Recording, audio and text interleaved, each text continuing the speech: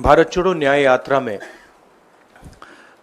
मणिपुर से हम महाराष्ट्र गए और रास्ते में हज़ारों युवाओं ने कंप्लेन की थी कि हिंदुस्तान में नॉन स्टॉप पेपर लीक होते हैं।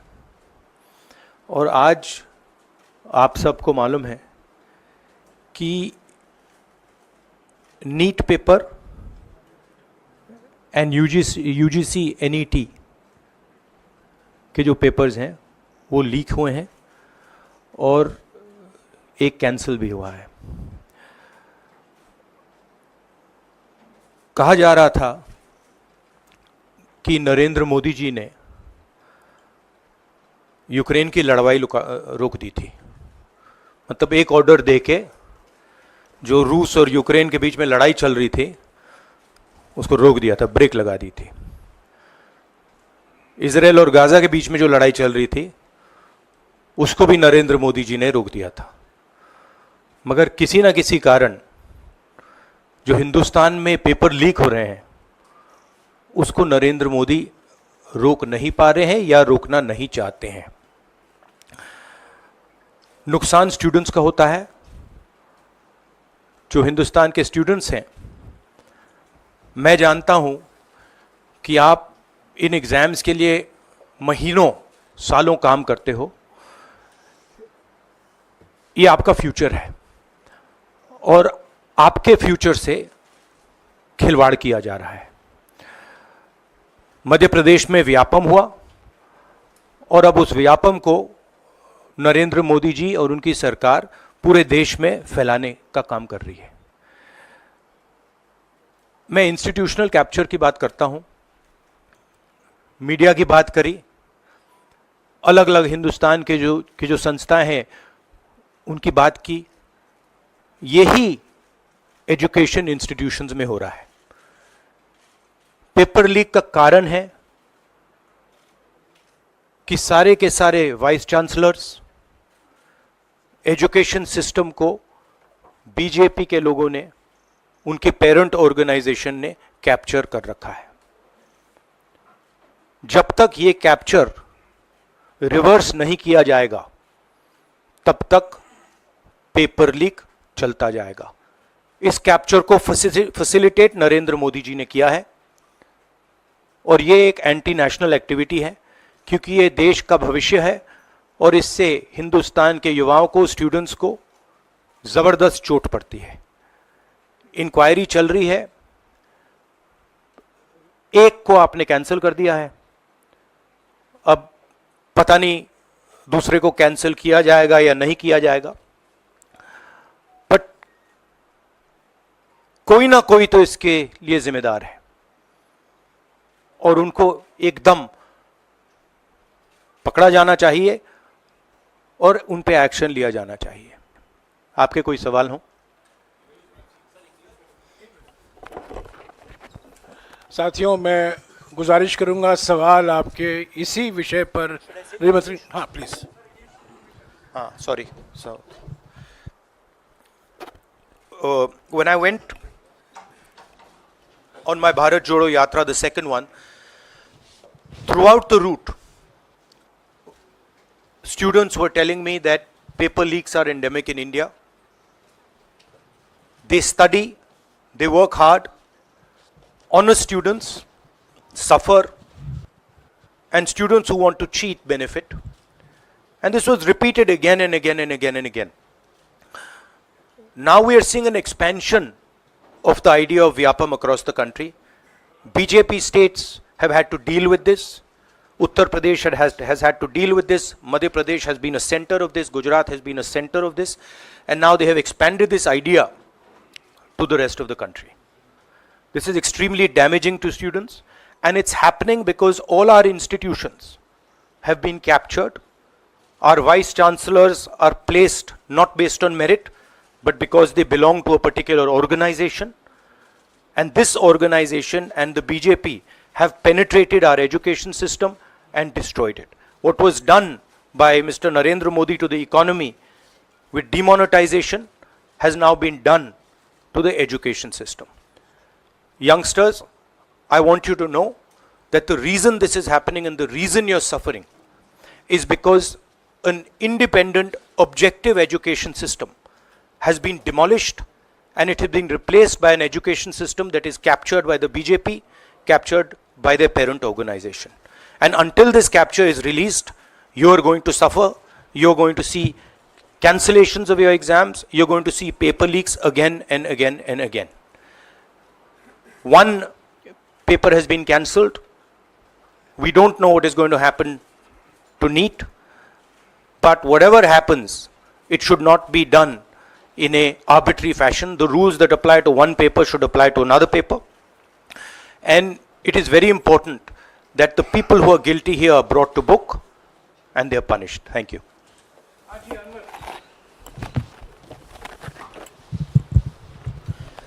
सर, सोमवार से संसद का सत्र शुरू हो रहा है, तो क्या आप निजी तौर पर लोकसभा में इस विषय को उठाएंगे और आप यह मांग करेंगे कि प्रधानमंत्री मोदी खुद सदन में आकर जवाब दें इस विषय पर, क्योंकि ये छात्रों के भविष्य से जुड़ा विषय है? हाँ, बिल्कुल, सिंपल क्वेश्चन. हाँ, उठाएंगे, पार्लियामेंट हाउस में उठाएंगे.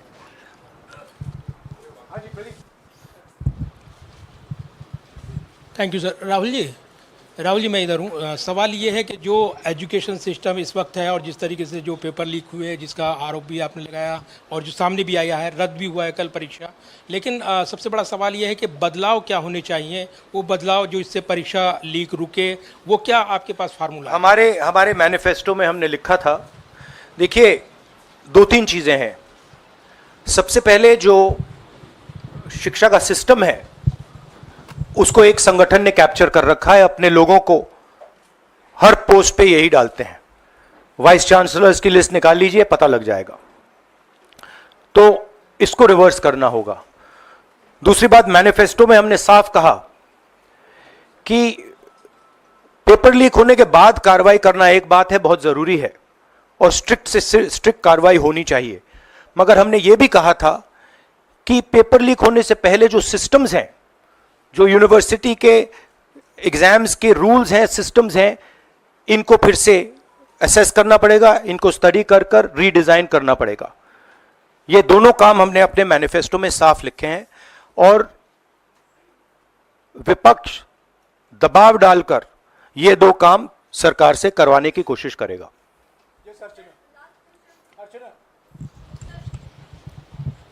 Rahul, do you think so? This is a education emergency, and till now, what is the stand? Government ने जितना भी stand लिया, do you satisfied with that stand? और सर मेरा दूसरा सवाल भी है, जिस तरीके से आप आज स्टूडेंट से मिल रहे हैं, आज let me answer the question. See, there is a huge pressure on our students, and the pressure comes from a number of directions. The first direction is the large scale unemployment that is there in the country. Everybody understands it, everybody knows it, and one of the reasons the government suffered in this election was that all youngsters believe that Mr. Modi is incapable of solving the employment problem. So that's the first thing. Second thing is there's huge pressure because of this, and there are very few avenues for students. In all areas, right? So you've cut off the job avenue. Now you're cutting off the exam avenue. You're saying, you can take an exam, you can study, you can work as hard as you want. On the last date, we're going to tell you that the exam is cancelled. So, that avenue is also shut.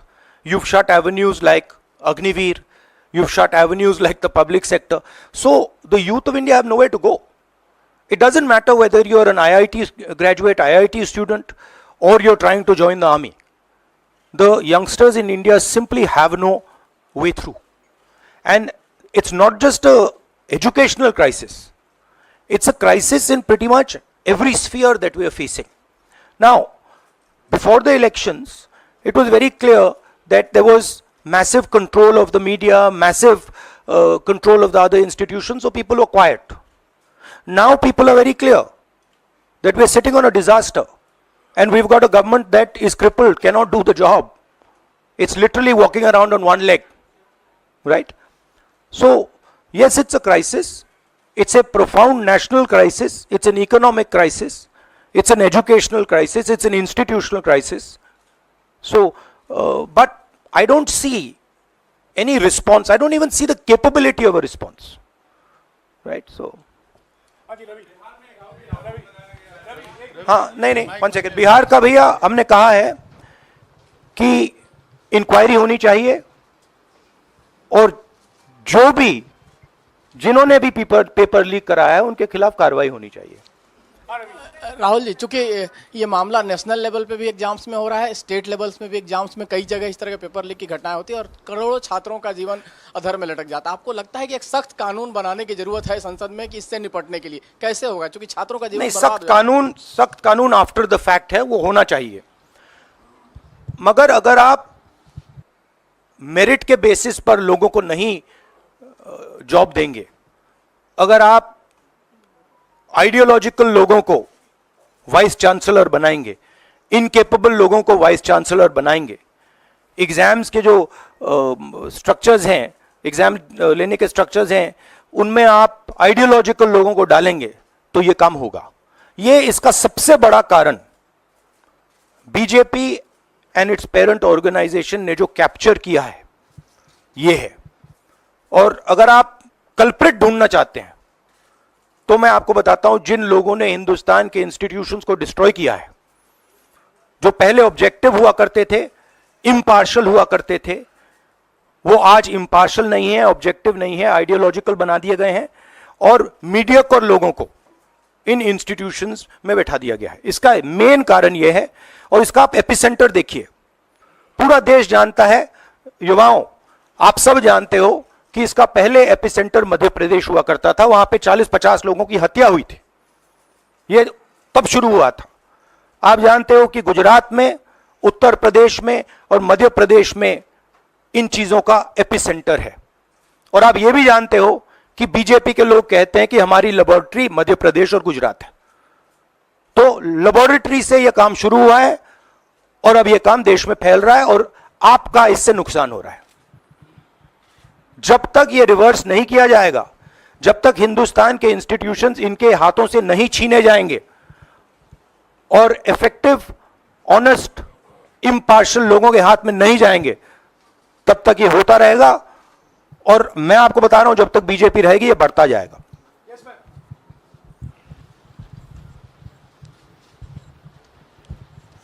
Sir, NTA के अंदर सारे exams आने लग गए हैं, NEET भी, net भी और इवन कॉलेज एडमिशन्स भी उसी पे हो रहे हैं. तो आपको लग रहा है ट्रांसपेरेंसी कहीं ना कहीं वहीं ख़त्म हो जा रही है, क्योंकि वो एक एजेंसी जो है वही सारा कंडक्ट करा रही है. तो आपने पार्लियामेंट में इस मुद्दे को उठाने को सोचा है कि एनटीए को कहीं ख़त्म करने की ज़रूरत है या बदलाव करने की ज़रूरत है? नहीं, देखिए, अगर हिंदुस्तान में बहुत सारे ऑनेस्ट लोग हैं, बहुत सारे ऑब्जेक्टिव लोग हैं, अगर ऑब्जेक्टिव लोगों को, ऑनेस्ट लोगों को आप ये काम दोगे, पेपर लीक नहीं होगा. अगर आप मीडियोकर लोगों को राजनीतिक बेसिस पे, आइडियोलॉजिकल बेसिस पे चुन के करोगे तो ये काम होगा. और ये मैं कह रहा हूं, दोहराता जा रहा हूं कि हर हिंदुस्तान की हर संस्था को कैप्चर कर रखा है. लीगल सिस्टम को, ब्यूरोक्रेसी को, इंटेलिजेंस एजेंसीज को, इन्वेस्टिगेटिव एजेंसीज को, एजुकेशन सिस्टम को.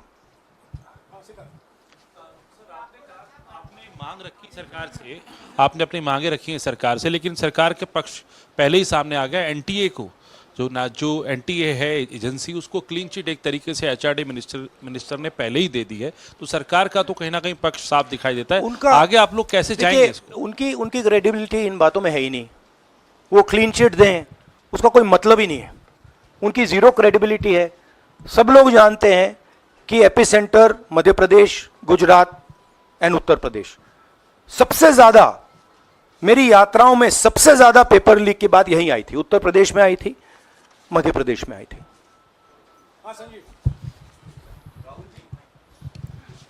Rahul ji, NTA has conducted one test and which has been cancelled. The other is under doubt, and the court is looking into it. Would you say that the agency like NTA is incapable of conducting such examinations, because two main examinations, and I want it to be disbanded or something? No, I would say that if you let people who know how to run these things and you promote people based on merit, there are multiple ways in which you can do exams successfully.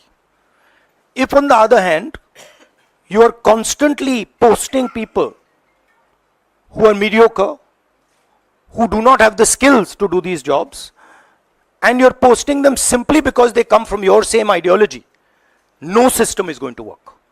You can change whatever system you want. If the people who are being put into that system are mediocre and being put in for the wrong reasons, it is never going to work. Sir, Last question. Sir, NEET, specifically on NEET examination, there is of course an investigation that is going on, but the scheduled counselling session is not been delayed. It is going to happen as per schedule. So do you think that this is a mere eyewash when it comes to the investigation, saying that investigation bhi ho rahi hai, but then they are not delaying the Look, session? they can eyewash whatever they want, but they are going to get such pressure from the opposition that they're going to think twice about whatever they're doing. Because we are not going to allow this type of activity to be done as far as our students are concerned. Our students sit there, they work, they spend months, they dream about these exams for years, they spend huge amount of money. So the opposition is simply not going to allow any of this eyewash that is taking place. We will make sure that we put so much pressure on them that this issue is resolved. Okay, Janendra, last question. Sir, Janendra, jaldi.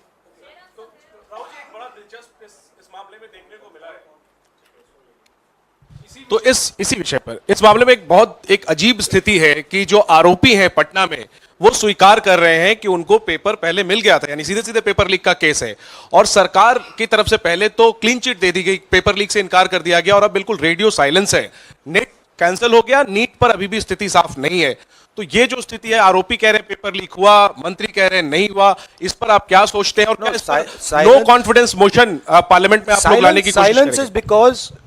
Silence is because Prime Minister is crippled. Right now, Prime Minister's main agenda is the Speaker. So he's not bothered about NEET, he's not bothered about all these things. He's bothered about कि भैया मेरी सरकार निकल जाए यहाँ से और मेरा speaker बन जाए. Right? That is where he is right now. That's where his mind is. Right? So, essentially the main thing is that we have a government now, right, and a Prime Minister now, who will find it very difficult to function. The Prime Minister, if I might say so, is psychologically broken. He has collapsed, psychologically collapsed. And he will struggle, knowing his personality, he will struggle to run a government like this.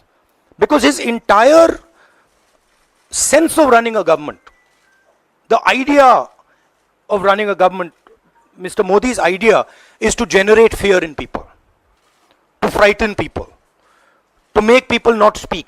You're aware of that. Now what has happened is people are not scared of him. And you saw the other day, I think somebody in Varanasi itself threw a chappal on his car. Right? So it's very clear. The basic concept of Modi has been destroyed in this election. If we were faced with if right now you had a Vajpayee ji or a Manmohan Singh ji, they might be able to survive what they are faced with. Because there is humility, there is conciliation, there is respect. But Narendra Modi does not believe in any of these things. Narendra Modi believes my way or the highway. And now suddenly is found that earlier there were Congress people who were not scared of him.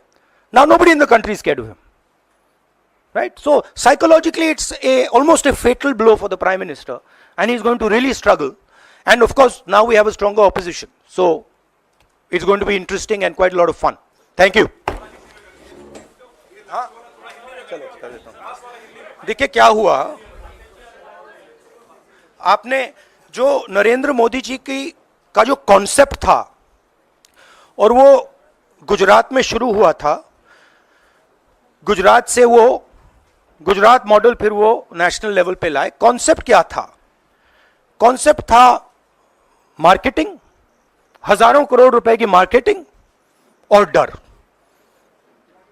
Agency का डर, media का डर, सरकार का डर। अब हुआ क्या, अब देश में कोई उनसे डरता ही नहीं है। मतलब एक तरीके से रिडिक्यूल करते हैं। जो पहले 56 इंच की छाती थी, अब नंबर तो नहीं दे सकता हूं, बट 30-32 हो गई है, राइट? तो अब पूरा जो ढांचा था, इतना बड़ा गुब्बारा था, वो इतना बड़ा हो गया। अब इससे नरेंद्र मोदी जी को साइकोलॉजिकल बहुत टेंशन होगा, बहुत प्रॉब्लम होगी, क्योंकि उनका जो काम करने का तरीका है वो लोगों को डराने का है, धमकाने का है। अब वो डर चला गया। आपने देखा, पता नहीं देखा या नहीं, वाराणसी में वो चप्पल मार दी किसी ने। अब आप इमेजिन कीजिए, चुनाव से पहले अगर कोई मारना भी चाहता था डरता, तो वो जो डर था वो गायब हो गया, खत्म हो गया। और इंटरनल भी प्रॉब्लम्स हैं, इनकी पार्टी में प्रॉब्लम्स हैं, इनके पेरेंट ऑर्गेनाइजेशन में इश्यूज हैं।